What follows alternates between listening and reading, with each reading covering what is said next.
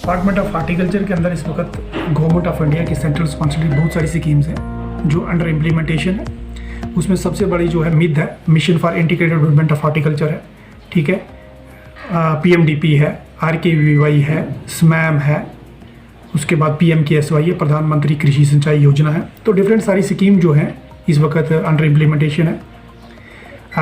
और उसके अलावा मैं आपको बताऊं कि PMDP में जो है इस वक्त अल्ट्रा हाई डेंसिटी जो है, मॉडिफाइड हाई डेंसिटी जो है हम जम्मू डिवीज़न के अंदर जो है वो लॉन्च हो गई बल्कि।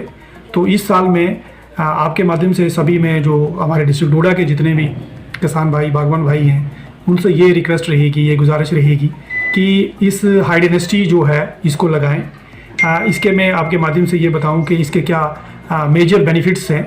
वो ये हैं कि ये जो है मिनिमम एक फार्मर के पास 1 कनाल एरिया होना चाहिए, जो कि पहले 3 कनाल हुआ करता था। अब 1 कनाल एरिया अगर किसी के पास है तो वो हाई डेंसिटी प्लांट्स लगा सकता है। उस हाई डेंसिटी में ऐसा है कि 1 कनाल के अंदर 166 प्लांट लगेगा, 166, ठीक है। और टोटल खर्चा जो है इस 1 कनाल का वो तकरीबन 2 लाख रुपए है। 50% फार्मर शेयर होगा और 50% जो होगा वो गवर्नमेंट उनको देगी। अब उसमें ये है कि जैसे ट्रैलीज लगेगा, ड्रिप लगेगा, ठीक है, प्लांट्स आएंगे, ये सारी चीज़ें जो हैं गवर्नमेंट ने 3 एजेंसीज को एम्पैनल किया है, मेथड भी उसमें है। वो जो है वो आके यहाँ पे वो ट्रैलीज भी इरेक्ट करेंगे, ड्रिप भी लगाएंगे और प्लांट भी लगाएंगे। फार्मर ने क्या करना है कि फार्मर क्या करेगा, सबसे पहले जो है अपनी लैंड के पेपर कंसर्न HDO को या मेरे ऑफिस यहाँ दे दे, ठीक है। इसमें लोन की फैसिलिटी भी अवेलेबल है। अगर कोई फार्मर जो है वो से कि 1 लाख रुपए नहीं खर्च सकता है, उसके लिए क्या है, गवर्नमेंट की इसकी तरफ से एक स्कीम है कि वो लोन की फैसिलिटी अवेल कर सकता है। तो उसमें जो है जो डाउन पेमेंट मिनिमम उसको जो देना है वो 16,000 रुपये अगर वो देता है, ठीक है, 16,000 वो देगा। बाकी जो रेस्ट ऑफ द अमाउंट होगा जैसे 84,000 वो जो है बैंक लोन जो है उसको मिल जाएगा। और बैंक लोन में भी क्या होगा कि पहले 3 साल तक उसमें कोई भी रेट ऑफ इंटरेस्ट नहीं लगेगा। वो जो रीपेमेंट होगी तो वो रीपेमेंट जो है वो उसको आफ्टर 5 ईयर्स कर सकता है। वो पहले भी कर सकता है, लेकिन अगर वो चाहता है तो वो 5 साल के बाद वो जो पैसा है उसको रीपेमेंट करना शुरू कर देगा।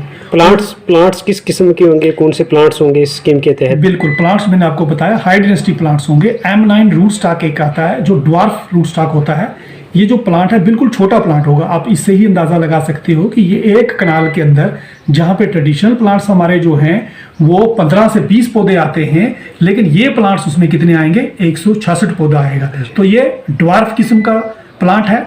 मेजर बेनिफिट, सेकेंड ईयर में फ्रूटिंग अगर हम इस साल लगाते हैं तो अगले साल में उसमें फल आना शुरू हो जाता है, ठीक है। और अगले ही साल में 4 से लेकर 6 किलो जो है वो एक ट्री देगा।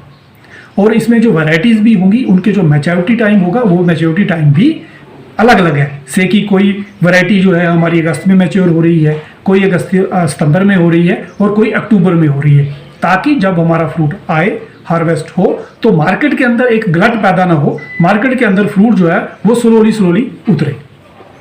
और इसके अलावा जैसे कई फार्मर्स को इक्विपमेंट्स की भी ज़रूरत होती है, मतलब खड्डे खोदना या इसके अलावा और भी बहुत सारे इक्विपमेंट्स की ज़रूरत होती है। इस पे डिपार्टमेंट का क्या रोल रहता है? हमारे पास स्कीम है, जैसे SMAM है, ठीक है, PMKSY है।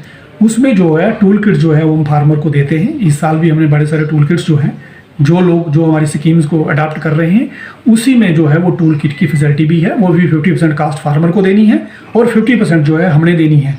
अगर फार्मर खुद भी लेता है तो वो जो है वो बिल प्रोड्यूस करेगा मेरे HDO को, मेरा HDO जो है उसको वेरीफाई करेगा, सर्टिफाई करेगा कि ये फार्मर ने ये चीज़ खरीदी है, वो बिल मेरे को दे देगा, तो वो सब्सिडी जो है वो फार्मर के अकाउंट में चली जाएगी। KCC का क्या रहता है? जैसे एग्रीकल्चर डिपार्टमेंट की तरफ से KCC की सहूलियात बेनिफिशरीज को जो फार्मर्स हैं उनको है, तो आपके डिपार्टमेंट की तरफ से क्या है? बिल्कुल सेम है, जैसे एग्रीकल्चर KCC दे रहा है हम भी KCC देते हैं, ठीक है। स्केल ऑफ फाइनेंस अलग होता है, ठीक है। जैसे वॉलनट के लिए कोई ले रहा होगा तो उसका जो पैसा जो है वो ज़्यादा मिलेगा। अगर वो हमारे यहाँ से लेता है तो डेफिनेटली उसको KCC हम दे देंगे। इसके अलावा कैंप्स की बात की जाए, रूरल एरियाज़ में खासकर इस चीज़ की ज़रूरत है, तो कैंप्स के बारे में आपका क्या है? और बिल्कुल जी, देखो हार्टिकल्चर तो है ही रूरल एरिया में, अब शहर में तो हार्टिकल्चर होता नहीं है, ठीक है। तो लगातार हर साल हम कैंप करते हैं। इस साल भी हमने नंबर ऑफ कैंप्स जो हैं डिफरेंट एरियाज़ में किए हैं, लगातार HDOs हमारे कर भी रहे हैं, ठीक है।